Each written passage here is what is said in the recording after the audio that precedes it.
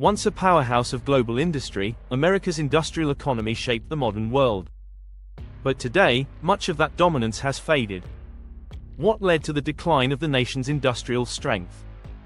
America's industrial boom began in the late 19th century, fueled by innovations in steel, oil, and machinery.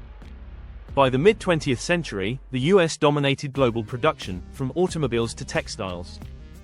But the post-World War II era marked the beginning of a shift. As globalization took hold, many industries began moving production overseas to capitalize on cheaper labor and resources. Manufacturing hubs like Detroit and Pittsburgh suffered as factories closed and jobs vanished. At the same time, advances in technology led to automation, reducing the need for manual labor. While this boosted productivity, it displaced millions of workers, particularly in manufacturing-heavy regions. Trade policies like NAFTA further accelerated the decline, encouraging companies to relocate operations abroad. Coupled with a lack of reinvestment in infrastructure and education, America struggled to adapt to the changing global economy.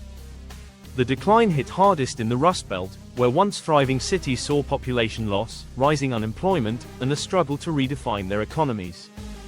Despite these challenges, America's economy is evolving. From renewable energy to technology startups, the nation is finding new ways to lead. But the lessons of its industrial past remain a stark reminder of the cost of inaction and the power of adaptation.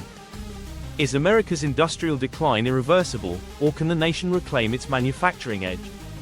Share your thoughts in the comments, and don't forget to like, subscribe, and hit the bell for more deep dives into economic history.